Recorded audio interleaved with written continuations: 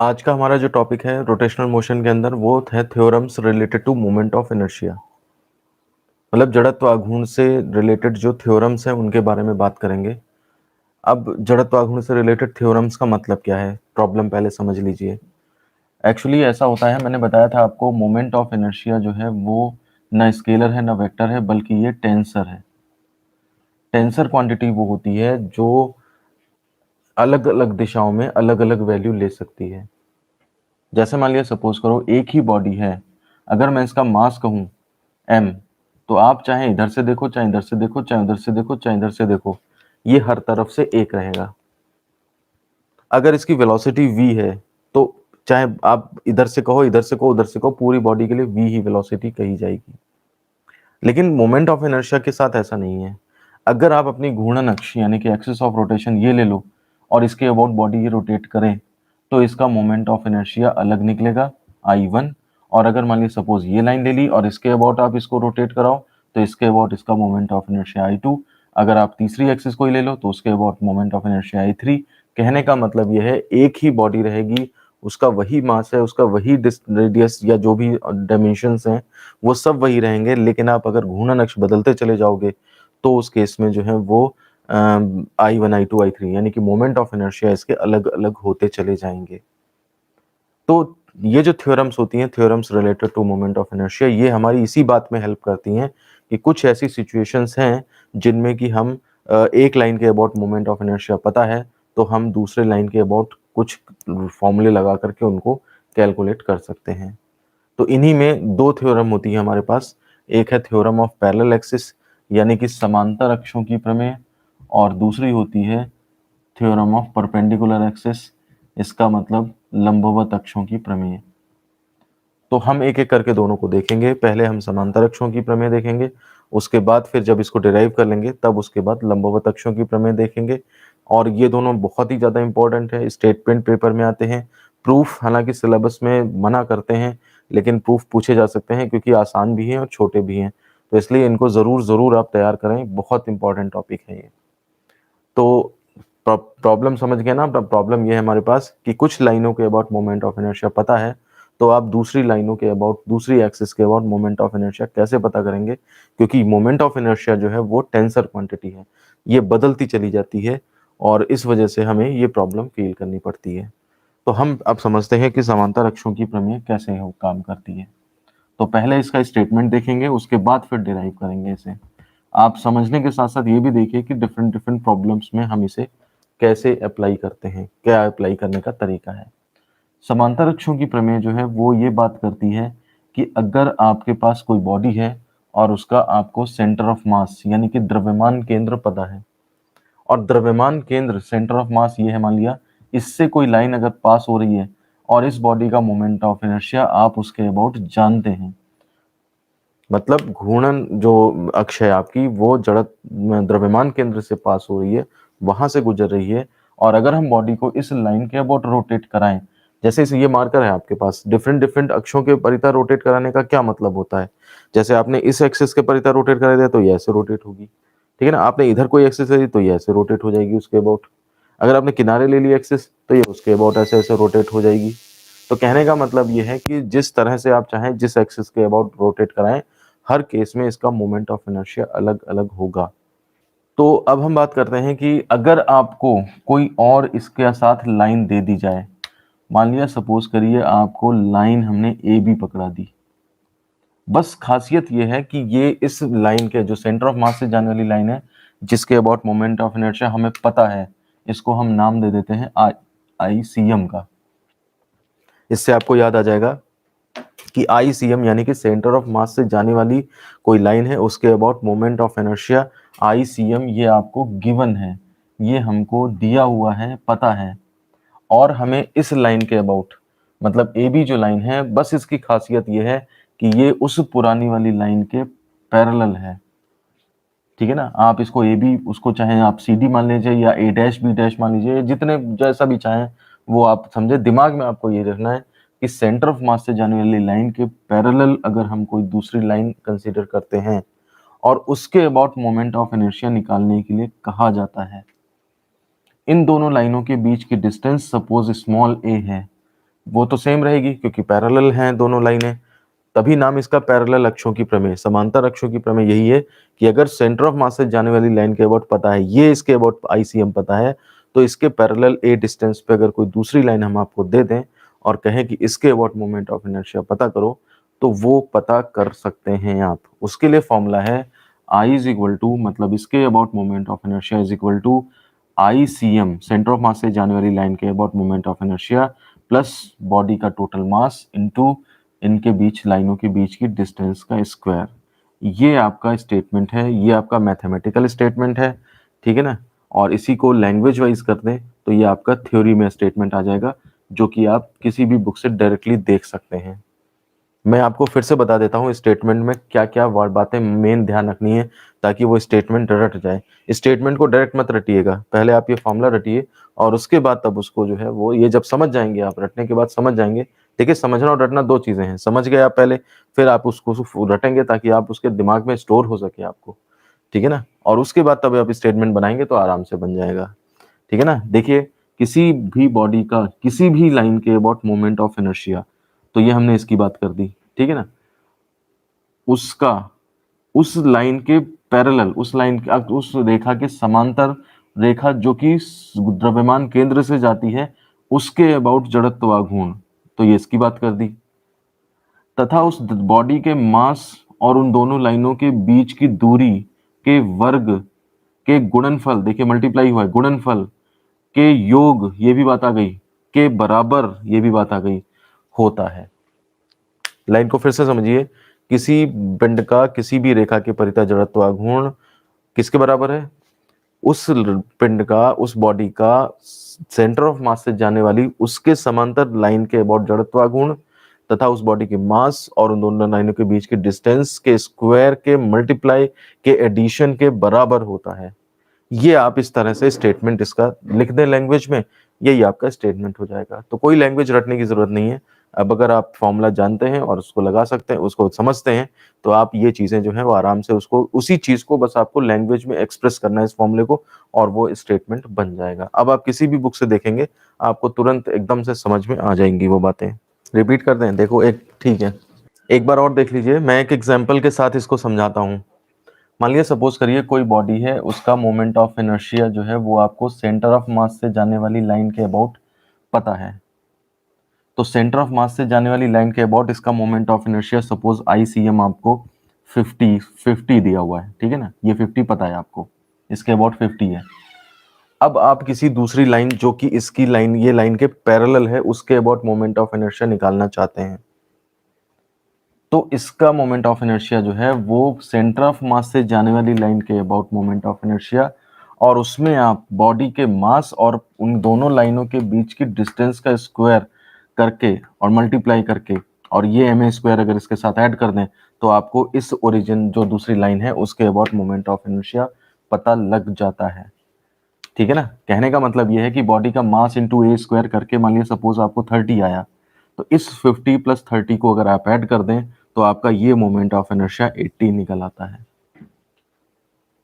ये थ्योरम करती क्या है? ये थ्योरम क्या करती है, सेंटर ऑफ मास से जाने वाली लाइन के अबाउट अगर मोमेंट ऑफ इनर्शिया पता है, तो आपको किसी भी और लाइन जो इसके पैरेलल है, चाहे आप ये वाली लाइन लें, चाहे आप इधर से लाइन ले लें, चाहे ये ले लें, चाहे ये ले लें, किसी भी लाइन के अबाउट मोमेंट ऑफ इनर्शिया अगर आपको पता करना है, बस खासियत है कि उस सेंटर ऑफ मास से जाने वाली लाइन के ये पैरेलल होनी चाहिए, तो आपको मोमेंट ऑफ इनर्शिया ये निकाल के दे देती है।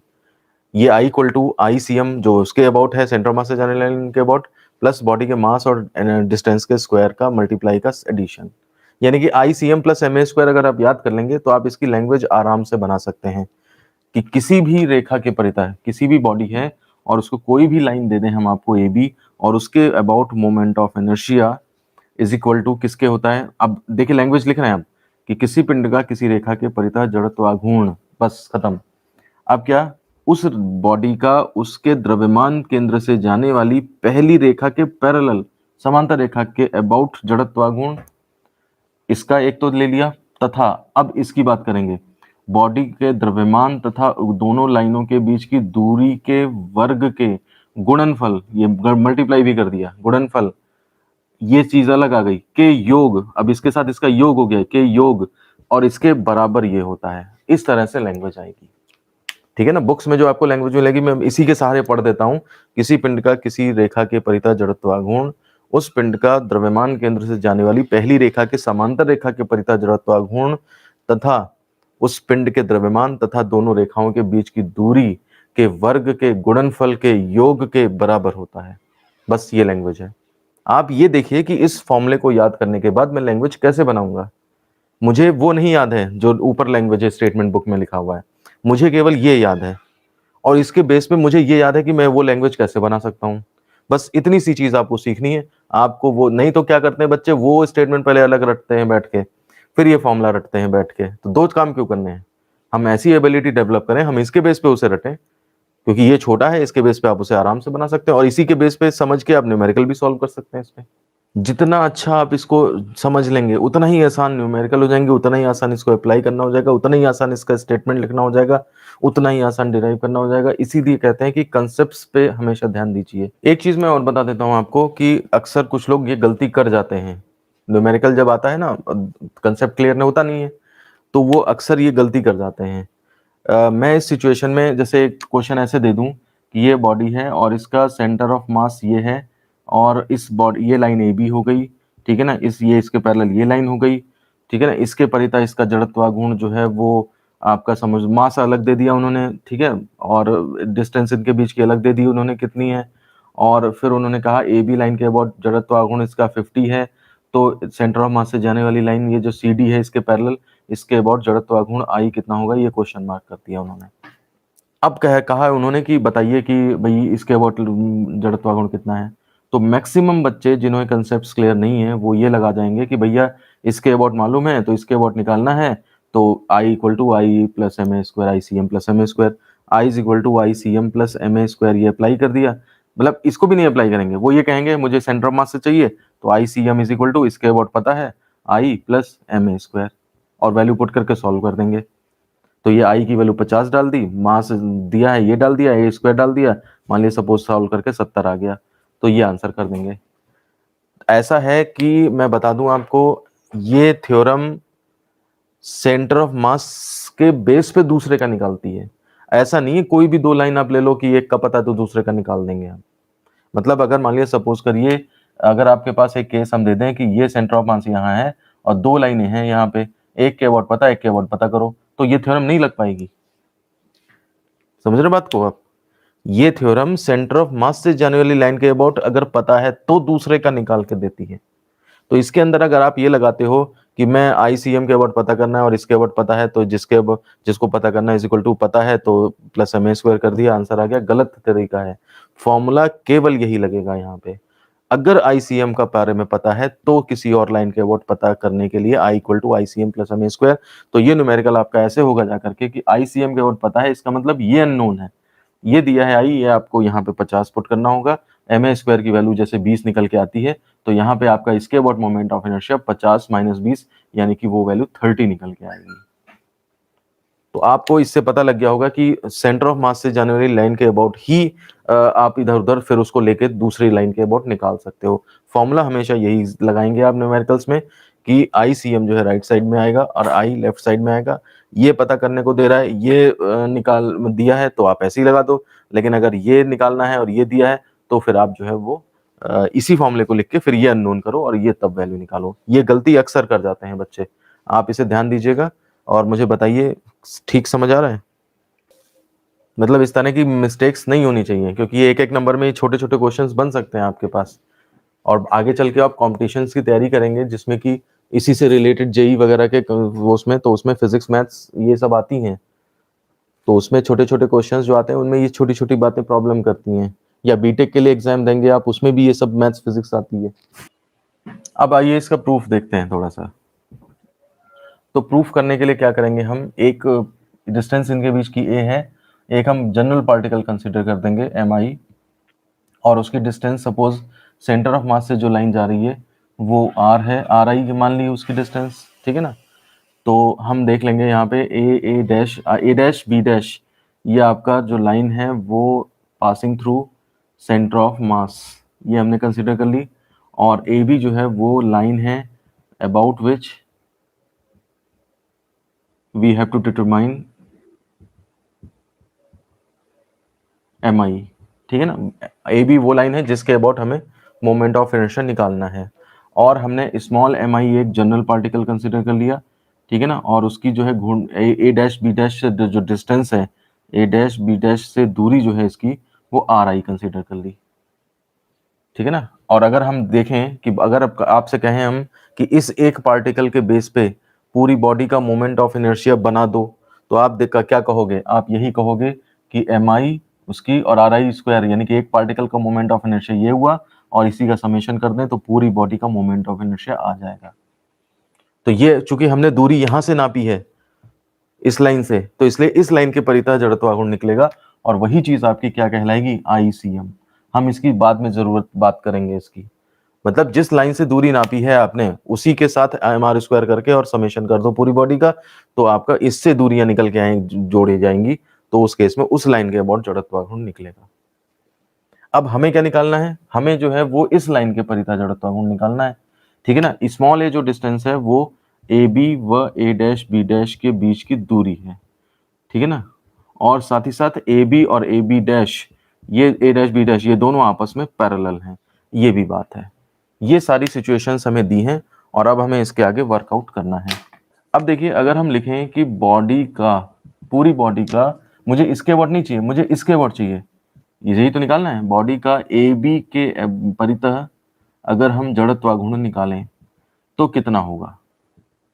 तो आप देखिए, जड़त्व आघूर्ण निकालने का जो तरीका होता है, कोई एक पार्टिकल लिया मैंने तो ये एम आई ले लिया, फिर जिस लाइन के अबाउट निकालना है वहां से दूरी ले ली इसकी, जैसे वहां इसके ए डैश बी डैश के अबाउट निकालना है तो वहां से दूरी ले ली, अगर इसके अबाउट निकालना है तो यहाँ से इसकी दूरी कितनी बनेगी। तो देखिए, आपकी आर आई तो वो दूरी है और ए ये है, तो टोटल डिस्टेंस क्या बन जाएगी, आर आई प्लस ए का होल स्क्वायर। ये तो हो गया अकेले पार्टिकल का, जैसे वहां पे हम एम आई और आर आई का स्क्वायर कर रहे हैं क्योंकि वहां से दूरी नाप रहे हैं, यहाँ पर हम क्या कर रहे हैं, एम आई और आर आई प्लस ए का स्क्वायर कर रहे हैं, क्योंकि हमें दूरी यहाँ से नापनी, क्योंकि हमें इस लाइन के अबाउट जड़त्व आघूर्ण चाहिए, तो आर आई प्लस ए कर दिया हमने, तो इस लाइन के अबाउट मिलने लगेगा, सीधा कंसेप्ट। और इसमें हम समेशन कर दें तो पूरी बॉडी का जड़त्व आघूर्ण इस लाइन आई ए बी के अबाउट हमें मिल जाएगा, ठीक है ना। अब इसको थोड़ा सा सॉल्व कर देते हैं, समेशन एम आई और इसको सॉल्व कर दीजिए, I R I square plus A square plus 2 RI into A. मुझे बताइए, ये लाइन बनाने में आपको प्रॉब्लम तो नहीं आ रही है, ठीक है, कोई प्रॉब्लम नहीं है, सही है। तो आप इसमें क्या करेंगे, मल्टीप्लाई कर दीजिए, summation M I R I square plus summation M I into A square plus summation M I into 2 RI A, ये इतना आया। अब आप देखिए, समेशन आई आई हैं तो समेशन के अंदर ही रहेंगे, जो जो आई के पार्ट है ना, पार्टिकल बदल रहा है तो वो समेशन के अंदर ही रहना है, प्लस ए स्क्वायर। ये देखिए डिस्टेंस फिक्स्ड है, आप पार्टिकल यहाँ लो, यहाँ लो, यहाँ लो, यहाँ लो, इन दोनों लाइनों के बीच की दूरी नहीं बदलती है, तो ये समेशन से फ्री है, तो ये ए स्क्वायर बाहर आ गया, अंदर समेशन एम आई बचा, ठीक है ना, प्लस और इसमें से 2a बाहर आ जाएगा, summation M I R I बचेगा, ये हमारा आई आ गया ए बी के परितः, ठीक है। अब आप इसमें देखिए, आपको थोड़ा थोड़ा दिखने लगेगा कि ये जो summation M I R I square है, ये हमारा एक्चुअली क्या है, दूरी इसके अबाउट नाप के निकाला है, तो इसका मतलब सेंटर ऑफ मास से जाने वाली लाइन के अबाउट मोमेंट ऑफ इनर्शिया है। तो यहाँ पे but summation M I R I square जो है वो हमारा आई सी एम के बराबर है। और दूसरी बात, यहाँ पर ये जो समेशन एम आर आई है तथा summation M I R I है वो आपका 0 के बराबर है। अब आपको ये पहली लाइन तो समझ में आ गई होगी आपको यहाँ से, लेकिन ये दूसरी लाइन जो summation M I R I लिख दी है, ये चीज समझने में थोड़ी दिक्कत आ रही होगी।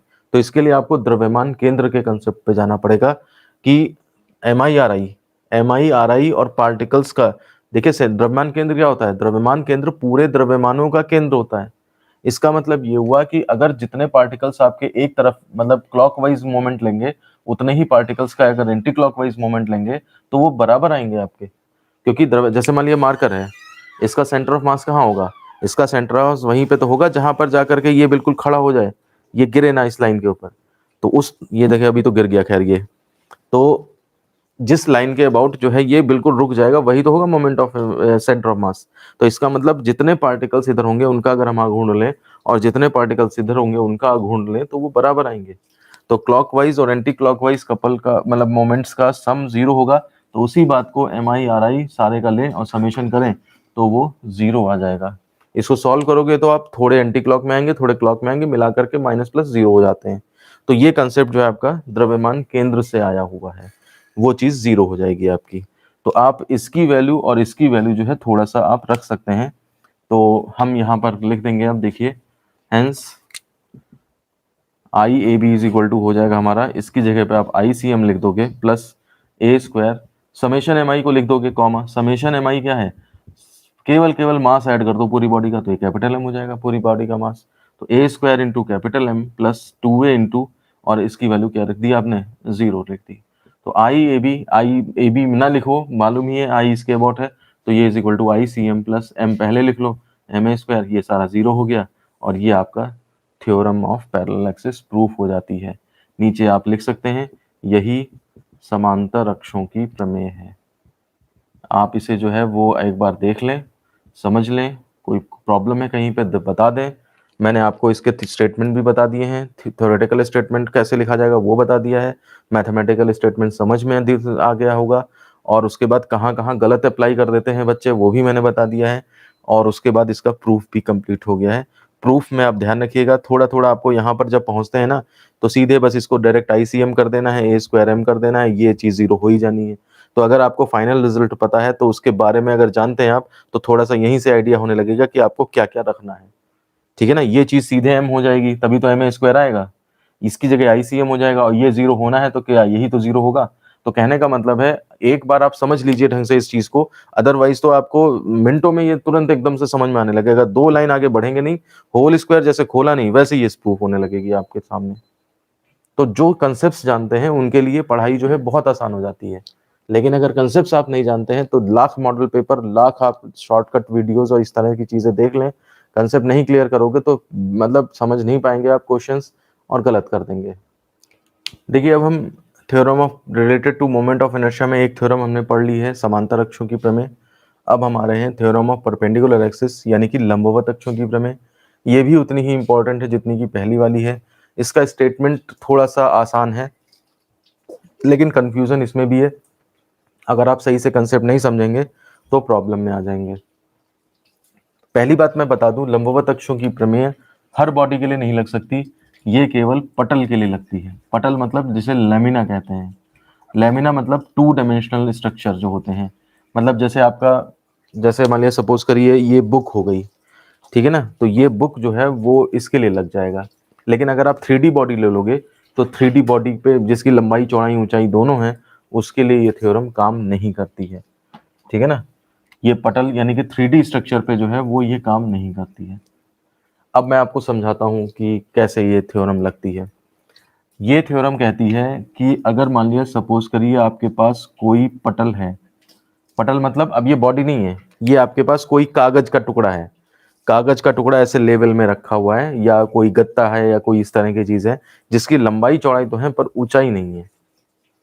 तो अब इसमें अगर आपको हम 3 एक्सिस दे दें, ओरिजिन ये मान लीजिए ये एक्स एक्सिस हो जाए, ये आपकी वाई एक्सिस हो जाए, ये सपोज जेड एक्सिस हो जाए, तो वो एक्सिस जो लैमिना के प्लेन के परपेंडिकुलर है, ठीक है ना, इसके अबाउट अगर हम मान लिया सपोज करिए, आप मुझे 1 मिनट का टाइम दीजिए, मैं जरा एक चीज लेकर आता हूं जिसके बेस पे आपको समझा सकता हूं मैं अच्छी तरीके से। हाँ, तो मैं बात कर रहा था आपसे कि ये लैमिना है, सपोज ये पतली सी कॉपी मैंने ले ली है, ये आपका जो है वो लैमिना का काम करेगा।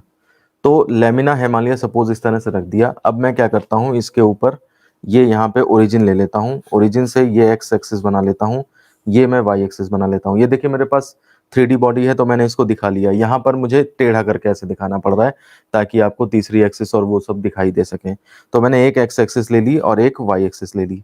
अब इसको ऐसे मैंने रख दिया। ऐसे रखने पे आपको इस टाइम कॉपी में कुछ नहीं दिखाई देगा, लेकिन मुझे तो चूंकि डायग्राम में समझाना है इसलिए मैंने इसे टेढ़ा करके तब बनाया हुआ है। तो इसलिए ये डायग्राम्स जो हैं 3D के डायग्राम जब 2D बोर्ड पे बनाते हैं, हम 2D कॉपी पे बनाते हैं तो थोड़े अजीब से लगते हैं। तो सिचुएशन एक्चुअल में ये है कि आपके पास एक लैमिना है यानी कि एक पटल है, और इसमें 2 एक्सिस हैं आपकी, 2 लंबवत हैं, आपस में भी लंबवत हैं ये, ठीक है ना, और ये एक्स एक्सिस हो गई, ये वाई एक्सिस हो गई। इनके अबाउट अगर हम बॉडी को घुमा दें, देखिए एक्स एक्सिस के अबाउट बॉडी को घुमाने का मतलब है इस लाइन के परिधा ऐसे ऐसे घुमाएंगे आप बॉडी, ठीक है ना, ऐसे ऐसे घुमाएंगे। वाई एक्सिस के अबाउट घुमाने का मतलब है आप इस लाइन के अबाउट ऐसे ऐसे घुमाओगे, ऐसे ऐसे ये घुमाओगे, ठीक है ना, दिख रहा है आपको। मतलब एक्स एक्सिस के अबाउट घुमाने का मतलब है आप ऐसे ऐसे घुमाओगे, ये ऐसे ऐसे घुमा दिया। वाई एक्सिस के अबाउट घुमाने का मतलब है आप ऐसे ऐसे घुमा दोगे, इस तरह से घुमा दोगे। और अब इनके अबाउट मोमेंट ऑफ इनर्शिया मान लिया पता है, इसके about moment of inertia suppose I x पता है, इसके अबाउट अगर मैं घुमा दूं तो इसके about moment of inertia I Y पता है। तो इनके प्लेन के, इस लेमिना के प्लेन के परपेंडिकुलर, आप ध्यान दीजिए, इस लेमिना का प्लेन ये हो गया, इसके परपेंडिकुलर ये तीसरी एक्सिस जो पहली दोनों एक्सिस से भी परपेंडिकुलर है, ये वाली, ये जेड एक्सिस, इसके अबाउट मोमेंट ऑफ इनर्शिया आप निकाल सकते हैं इस थ्योरम के थ्रू, ठीक है ना। तो इस थ्योरम के थ्रू जो मोमेंट ऑफ इनर्शिया होता है वो होता है I Z is equal to I X plus I Y. ये सिंपल सा स्टेटमेंट है, बहुत आसान है रटने में, लेकिन इसका स्टेटमेंट जब आप समझ के उसके ऊपर न्यूमेरिकल सॉल्व करेंगे तो आप जो है वो इसको लगाने में कभी कभी कंफ्यूज हो जाते हैं बच्चे। पहली बात तो 3D बॉडी के लिए नहीं है, ये केवल एक लेमिना के लिए है। लेमिना मतलब इस तरह की चीज हो गई जिसकी लंबाई चौड़ाई तो है लेकिन ऊंचाई नहीं है। उसके बाद दूसरी बात यह है कि इसके प्लेन में जो एक्सिस है उनके अबाउट अगर आपको पता है, ये दोनों जो एक्सिस होती हैं वो लेमिना के प्लेन में होती हैं, ठीक है ना, प्लेन में है। और ये एक्सिस जो होती है वो हवा में होती है, मतलब ये वाली एक्स एक्स वाई एक्सिस, तो ये हवा में जो है ये इस तरह से एक्सिस जो है परपेंडिकुलर, इन दोनों लाइनों के परपेंडिकुलर जो है वो ये लाइन है। तो इसके अबाउट जो मोमेंट ऑफ इनर्शिया होगा वो आपका ये हवा में है, मतलब दोनों के हवा में है और इन दोनों के परपेंडिकुलर है, एक्स वाई के लंबवत है दोनों अक्षों के, तभी लंबवत अक्षों का प्रमेय है। तीनों की तीनों लाइनें जो हैं वो जिस जिसके अबाउट ये मोमेंट ऑफ इनर्शिया है वो तीनों लाइनें आपस में परपेंडिकुलर है। अब अगर आपको इस लाइन के परिता, ये जो मार्कर वाली लाइन है, इस लाइन के परिता हम इसको घुमाने के लिए कहें, यानी कि रोटेट ऐसे ऐसे होगा, अब रोटेट, ठीक है ना, इसके अबाउट रोटेशन है, इसके अबाउट रोटेशन है तो ऐसे ऐसे होगा, इसके अबाउट रोटेशन है तो ऐसे ऐसे होगा, इसके अबाउट रोटेशन है तो ऐसे ऐसे होगा, इस तरह से ये रोटेट होगी। तो ये बॉडी जो है वो आपकी रोटेट अगर होती है तो इसके about moment of inertia is equal to ये I X plus I Y होता है। लोग क्या समझते हैं, लोग ये समझते हैं कोई भी दो दे दे तो तीसरा निकल आएगा, मतलब चाहे तो I Y is equal to I I Z plus I X लगा लो, ठीक है ना, चाहे तो I X equal to I Y plus, ऐसा कुछ नहीं है। यही गलतियां करते हैं बच्चे। ये वाली लाइन जो है, ये वाला जो है वो हवा में इन दोनों के होना चाहिए और ये दोनों प्लेन में होने चाहिए। आपको अगर ये अननोन है, ये नहीं निकाल, ये दिया हुआ है, ये दिया है, ये निकालना है, तो फॉर्मूला यही रखोगे, फिर इसमें ये दोनों वैल्यू पुट करके तब यहाँ पे ये आंसर निकालोगे इसका। तो इसलिए ऐसा नहीं है कि जो नहीं मालूम है जो और जो दो दिए हैं तो बस दोनों का टोटल ही कर दो तो आ जाएगा, ये गलती कभी मत कर दीजिएगा। ये दोनों एक्सिस प्लेन में है और ये प्लेन के परपेंडिकुलर डायरेक्शन में है। अब इसका स्टेटमेंट जो लैंग्वेज वाला स्टेटमेंट है, थ्योरेटिकल स्टेटमेंट, ये तो हो गया मैथमेटिकल स्टेटमेंट। थ्योरेटिकल स्टेटमेंट कैसे बनाएंगे, तो किसी पटल का, पटल नाम जरूर लाएंगे आप, 3D बॉडी अगर है, 3D बॉडी अगर है और उसमें ऐसे तीन लाइनें हैं और इसके अबाउट मालूम है तो इसके अबाउट कुछ और निकलता होगा, वो हम नहीं बात कर रहे हैं। तो अगर कोई पटल है तो किसी पटल के लंबवत अक्ष के परितः जड़त्वाघूर्ण इस किसके बराबर होता है, उसी पटल में दो परस्पर लंबवत जो कि पहली लाइन के भी लंबवत हो के परितः जड़त्व आघूर्णों के योग के बराबर होता है। ये इसका स्टेटमेंट है थ्योरेटिकल। किस तरह से लिखेंगे, और मैथमेटिकल स्टेटमेंट ये सामने लिखा हुआ है, इसे याद करना आसान है, इसके बेस पे आप इसे बनाइए और इस तरह से ये स्टेटमेंट हमारा लंबवत अक्षों की प्रमेय का पूरा हुआ। आप इसे समझिए, मुझे बताइए कोई प्रॉब्लम है और फिर मैं इसे डिराइव करा दूं। छोटा सा इसका भी डेरिवेशन है, आराम से समझ में आ जाता है, कोई ऐसी बात नहीं है, लेकिन आप इसको अप्लाई करना और कंसेप्ट इसको समझ लीजिए। स्टेटमेंट एक बार बोल दें, देखिए स्टेटमेंट में क्या है, किसी पटल का, पटल मतलब लेमिना का, किसी उसके पटल के लंबवत अक्ष के परितः जड़त्वाघूर्ण, ठीक है ना, वो किसके बराबर है, पटल में स्थित, ये दोनों एक्सिस पटल में है, पटल में स्थित दो लंबवत रेखाएं जो पहली रेखा के लंबवत भी हों, मतलब उनके परपेंडिकुलर भी हों, आपस में भी परपेंडिकुलर हों, उसके भी परपेंडिकुलर हैं, और पटल में होंगी तो एक पटल के लंबवत है, एक पटल में दो, बाकी दो पटल में तो लंबवत तो अपने आप हो जाएंगी। तो पटल में दो परस्पर लंबवत अक्षों जो कि पहली लाइन के कटान बिंदु से जाती हो, ये पहली लाइन है ना, इसका कटान बिंदु ओ है, उसी से लेंगे आप, और दो परस्पर लंबवत अक्षों के परितः जड़त्व आघूर्ण के योग के बराबर होती है। ये स्टेटमेंट है। आप तो देखिए, माना में आप क्या क्या लिख दोगे, एक तो पटल के बारे में लिख दोगे, ठीक है ना। एक जनरल पार्टिकल कंसीडर कर लोगे mi, तो पार्टिकल आपने mi कंसीडर कर लिया, ठीक है ना। वो किस पॉइंट पे है तो उसका कोऑर्डिनेट एक्स वाई कंसीडर कर लो। तो x का मतलब हो गया एक्स एक्सिस पे कितनी डिस्टेंस ट्रेवल करी है, ये अगर हम इससे मिला दें तो आपका ये जो है वो डिस्टेंस x हो जाएगी और ये वाली डिस्टेंस y हो जाएगी। ये वाली आप चाहो तो y से भी लिख सकते हो, चाहो तो x इसे भी लिख सकते हो। मैं इसे इस पे भी समझा देता हूँ। ये देखिए पटल था मेरा, तो पटल पे मैंने एक पॉइंट ये कंसिडर कर लिया mi। अब अगर इसके कोऑर्डिनेट में एक्स वाई, एक्स आई वाई आई कर लो, चाहे तो कुछ भी कर लो, कोई ऐसा फर्क नहीं पड़ता। एक्स आई वाई आई ये कंसिडर कर लेता हूँ अगर मैं इसके कोऑर्डिनेट्स। तो आप देखो ये इस पे डाल दो परपेंडिकुलर, ये डिस्टेंस एक्स कोऑर्डिनेट हो जाएगा एक्स आई, और ये इस पे परपेंडिकुलर डाल दो तो ये वाई आई हो जाएगा। अब देखिए ये परपेंडिकुलर यहाँ तो दिख रहा है परपेंडिकुलर, यहाँ पे आपको थोड़ा सा नजर नहीं आ रहा होगा, तो वो इमेजिन करना पड़ता है। 3D डायग्राम में इमेजिनेशन तगड़ी चाहिए होती है। और फिर आप देखो, अगर मैं बात करूंगा तो एक्स एक्सिस से क्या डिस्टेंस है तो ये वाली काउंट हो जाएगी, और इस पार्टिकल की वाई एक्सिस से क्या डिस्टेंस हो जाएगी तो ये काउंट हो जाएगी। तो एक्स एक्सिस डिस्टेंस आपका क्या कोऑर्डिनेट आएगा वाई, और वाई एक्सिस से डिस्टेंस में क्या आएगा एक्स कोऑर्डिनेट आ जाएगा, ठीक है ना। तो अब हमें जब हमें दूरियां पता लग गई इस पार्टिकल की एक्स एक्सिस के अबाउट वाई एक्सिस के अबाउट, तो हम अगर इस पार्टिकल इस बॉडी को इस लेमिना को एक्स अक्ष के परितः जड़त्व आघूर्ण निकालना चाहें तो निकाल सकते हैं, वाई अक्ष के परितः निकालना चाहें तो निकाल सकते हैं, ठीक है ना। तो आप देखिए यहाँ पे हम लिखते हैं एक्स के कोऑर्डिनेट्स एक्स आई वाई आई ये कंसीडर कर लिए, ठीक है ना। तो हम लिखते हैं पटल का ओ एक्स के परितः जड़त्व आघूर्ण, तो इसको हम सिंबॉलिकली आई एक्स से रिप्रेजेंट कर रहे हैं, और ये इज इक्वल टू होगा जाकर एक पार्टिकल जो एम आई है उसका इसके से क्या डिस्टेंस है, भाई उस अक्ष के परितः निकालना है तो उसके अबाउट इस पार्टिकल का निकाल लीजिए मोमेंट ऑफ इनर्शिया। तो पार्टिकल का मोमेंट ऑफ इनर्शिया क्या होता है, is equal to M R square. तो मास इंटू डिस्टेंस कितनी है यहाँ से, अब ये डिस्टेंस देखिए ये वाई आई बनेगी आपकी, ठीक है ना। जो वाई कोऑर्डिनेट है वो डिस्टेंस बनेगी एक्स अक्ष से, तो M I Y I square, और फिर आप इसको समेशन ले लीजिए तो ये पूरी पटल का निकल आएगा। ये आपके पास इक्वेशन नंबर फर्स्ट हो गई। देखो हिमांशु, मुझे इस लेमिना का, ये जो लेमिना है इसमें जो बनाया है, मुझे इस लेमिना का मोमेंट ऑफ इनर्शिया इस ओ एक्स के अबाउट निकालना है। मतलब अगर मैं इसको ओ एक्स के परितः ऐसे घुमा दूं, इस लाइन के परितः, ये पूरी लाइन देखो, ये वाली लाइन इसके परितः घुमाओगे यानी कि ऐसे ऐसे घुमा दोगे ऐसे, तो इसके अबाउट मोमेंट ऑफ इनर्शिया निकालने के लिए पहले हम एक पार्टिकल का इसके अबाउट निकालेंगे मोमेंट ऑफ इनर्शिया। तो वो एक पार्टिकल एम आई हो गया, ये रख दिया मैंने, इनटू इससे डिस्टेंस, इस लाइन से डिस्टेंस कितनी हो गई, यानी कि ये वाली डिस्टेंस हो गई, ये वाली डिस्टेंस यहाँ से, तो ये इसका वाई कोऑर्डिनेट हो गया, ये वाली वाई डिस्टेंस, ये वाला। तो वो वाई आई का स्क्वायर डिस्टेंस के स्क्वायर से मल्टीप्लाई कर दिया हमने, तो मास इंटू डिस्टेंस का स्क्वायर, तो ये मेरा ओ एक्स के अबाउट जड़त्व आघूर्ण निकल गया एक पार्टिकल का। अब बाकी पूरे लेमिना का निकालना है तो ये समेशन कर देंगे, तो ये सबके लिए यही काम हो जाएगा। तो डिस्टेंसेस आपकी चूंकि एक्स एक्सिस से नापी जा रही तो इसलिए एक्स के अबाउट जड़त्व आघूर्ण निकल रहा है।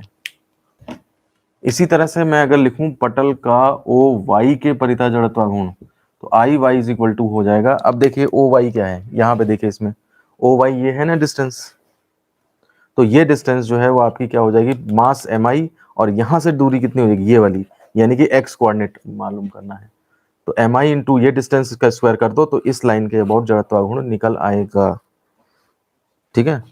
तो I Y is equal to summation M I, और डिस्टेंस अब की बार यहाँ से ये वाली कितनी है वो एक्स आई के बराबर है, तो M I X I square is question number second.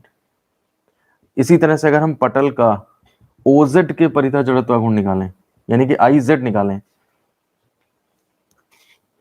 अब देखिए ज्यादा दिमाग लगेगा आपका थोड़ा सा, ये पटल है, ये पटल है आपका, और इस लाइन के परितः घुमा दें, यानी कि ये ओजेड लाइन, यहाँ देखिए इसमें ये ओजेड लाइन जो इसमें दिख रही है, ऐसे करके इसको ऐसे करके घुमा दो आप, ऐसे करके घुमाने से आपका कितना जड़त्व आघूर्ण बनेगा। तो अब आपको पार्टिकल की डिस्टेंस कहाँ से चाहिए, ये लाइन है, इससे इस पार्टिकल की दूरी चाहिए, तो जाहिर सी बात है वो कितनी होगी, डायरेक्ट इसको इसको मिला दो, ये डिस्टेंस होगी, यानी कि मैं डायरेक्ट इसको इसको मिला दूं, ये डिस्टेंस होगी। अब ये डिस्टेंस कितनी बनेगी जा करके, आपको ये पता है एक्स, ये पता है वाई, ये पता है एक्स, ये पता है वाई, बीच में एंगल 90 वहां नहीं दिख रहा है, लेकिन आप यहाँ पे देखो एग्जैक्टली यहाँ पे 90 डिग्री दिख रहा है, ठीक है ना। तो इसका मतलब ये डिस्टेंस पाइथागोरस थ्योरम से निकल आएगी। मतलब ये वाली डिस्टेंस अगर मैं बात करूं तो ये वाली distance under root X square plus Y square होगी। तो मैं अगर जड़त्व आघूर्ण निकालूं इसका इसके लाइन के अबाउट, तो मास mi उस वहां से डिस्टेंस यानी कि under root X square plus Y square का डिस्टेंस का स्क्वायर यानी कि ये स्क्वायर हुआ, और फिर पूरी बॉडी के लिए करूंगा तो समेशन लगा दूंगा, तो ये पूरे पटल का जड़त्व आघूर्ण आ जाएगा आपका ओजेड लाइन के अबाउट। जरा इसको लिखिए और मुझे बताइए आप श्योर हैं? बिल्कुल। आप भी कॉपी लेकर के कोई इस तरह की पतली, और उससे जब आप समझेंगे इस डायग्राम को तुरंत समझ में आ जाएगा, कुछ है ही नहीं इसमें, मतलब एक बार और इसको ढंग से समझ लेंगे तो आपके लिए रिवाइज करना इसको एक आधे मिनट का काम हो जाएगा। आई जेड बराबर समेशन, ये समेशन लिखा है मैंने, समेशन एम आई और वहां से distance under root X I square plus Y I square का whole square, M R square, वही फॉर्मूला लगा दिया है मैंने। अब देखिए इसे खोल देते हैं थोड़ा हम, ठीक है, तो ये हो जाएगा समेशन एम आई और ये x I square plus Y I square, आपको दिख रहा है मल्टीप्लाई करोगे वही चीज़ें सामने नजर आएंगी, तो ये हो जाएगा आपका। मैं थोड़ा सा इस बोर्ड को ऊपर से साफ कर देता हूँ, और अब आप देखिए यहाँ पे मैं इसे खोल रहा हूँ, तो ये is equal to summation M I X I square plus summation M I Y I square, ये आएगा आपका खोल के। और ये देखिए ये वाली वैल्यूज यहाँ पे आपकी रखी हुई हैं, तो substituting from first and second, left side में आई जेड चल रहा है, तो I Z is equal to ये आपका आएगा M I X I square I Y plus ये आपका आई एक्स आ जाएगा। अब इन इक्वेशन से वैल्यू मैंने पुट कर दी, इनका हो गया काम खत्म। अब इसमें देखिए आप इसको थोड़ा पहले लिख लो, तो I X plus I Y is equal to I Z. कुछ बुक्स में क्या करते हैं I O X I O Y I O Z ऐसे भी कर देते हैं, कोई दिक्कत नहीं है, पर वो याद करना थोड़ा जुबान पे चढ़ता नहीं है, जबान पे ये ज्यादा जल्दी चढ़ जाता है, I Z equal to I X plus I Y, O X O Y O Z बात वही है, O X line O Y ये सब है, लेकिन एक्स का भी मतलब वही है, एक्स एक्सिस या वाई एक्सिस, तो इसलिए कोई फर्क नहीं पड़ता उस चीज से। और इस तरह से हमारी theorem of perpendicular axis proof हो जाती है। अब मुझे बताइए आपको इस थ्योरम में कोई प्रॉब्लम तो नहीं है? अगर कहीं पे अप्लाई करने को आएगी तो आप इसे अब अप्लाई कर सकते हैं। बस ये ध्यान रखिएगा लेमिना होना चाहिए, कोई 3D बॉडी ना हो, लेमिना हो तो उसके लिए लगती है, 3D बॉडी के लिए काम नहीं करती है, उसके लिए दूसरे फिर तरीके रहते हैं। चलिए, तो हमने ये बहुत इंपॉर्टेंट हमारी क्लास थी, और इसमें हमने थ्योरम्स देखी related to moment of inertia. दो थ्योरम हमने पढ़ी, पर लंबवत अक्षों की प्रमेय और समांतर अक्षों की प्रमेय। क्या इस थ्योरेटिकल स्टेटमेंट्स हैं दोनों के, वो देख लिए, क्या इनके मैथमेटिकल स्टेटमेंट्स हैं वो देख लिए, कैसे दिमाग में रखेंगे वो देख लिया हमने, कैसे क्या क्या गलती करते हैं, उसको लगाने में भी एक गलती करते हैं बच्चे और इसको लगाने में भी एक गलती करते हैं वो भी देख लिया, इनके डेरिवेशंस भी देख लिए हैं, इनसे रिलेटेड हमारे सारे कंसेप्ट क्लियर हैं, ठीक है ना। अब हम अगली क्लास में जो है वो फिर दूसरे कंसेप्ट पढ़ेंगे, डिफरेंट डिफरेंट बॉडीज के मोमेंट ऑफ इनर्शिया, इनके बेसिस पे कैसे निकाले जाते हैं, इनका यूज करके वो क्लास होगी, वो भी इंपॉर्टेंट क्लास होगी बहुत सारी, क्योंकि उसके अंदर डिफरेंट डिफरेंट बॉडी के मोमेंट ऑफ इनर्शिया जो हम पढ़ेंगे वो हमें याद भी रखने होते हैं। तो आप याद कितना कर पाओगे, तो अगर आप निकालने का तरीका सीख लोगे इन थ्योरम की हेल्प से, तो फिर आप बहुत सारे मोमेंट ऑफ इनर्शिया निकाल सकते हैं बॉडीज के कम संख्या में याद करके। दो तीन याद करने हैं आपको, और फिर उससे ट्रिक लगते चली जाएगी, कोई फॉर्मूला फिर आप कभी भूलेंगे नहीं। आप जरा सा भी कंफ्यूज होंगे तुरंत आप थोड़ा सा सोचेंगे आपको और पता लग जाएगा आपको। हमेशा ध्यान रखिए इंटरव्यू में आप जब जाएं एक पेन लेके जाएं जरूर अपना, और आप कोई भी क्वेश्चन को कंसेप्ट से सॉल्व करना है, आप तुरंत डिमांड कर सकते हैं वहां पे कि मुझे कागज चाहिए, तो कोई मना नहीं करता इंटरव्यू में, और बल्कि अच्छी बात होती है कि आप कंसेप्ट से सीखे हुए हैं, तो वो तुरंत आपको एक कागज देंगे, पेन पेन बस अपना ले जाइए आप, क्योंकि हालांकि पेन भी मिल जाएगा लेकिन फिर वो ये कहेंगे कि पेन भी नहीं लाए तुम, ये है वो, उसके ऊपर नेगेटिव में जा सकता है, और वहां पे आप कागज लेकर के उनसे उस पर कैलकुलेट करके उनको पूरा बताइए, दिखाइए, और सॉल्व करके फिर उससे कंसेप्ट से आप अपने निकालिए। वो एक इतना इंप्रेसिव इंटरव्यू होता है जिसकी आप कल्पना भी नहीं कर सकते। अगर किसी ने कुछ पूछा आपने बता दिया तो वो तो रटा हुआ है, लेकिन अगर किसी ने बताया कोई कॉम्प्लिकेटेड चीज पूछी और आपने उसे सॉल्व करके या किसी उससे निकाला, ट्रिक से निकाला या कंसेप्ट से निकाला, तो ये एक मतलब एक अलग ही उसका इंपॉर्टेंस होता है। तो ठीक है, फिर हम इस क्लास को यहीं पे खत्म करते हैं। धन्यवाद।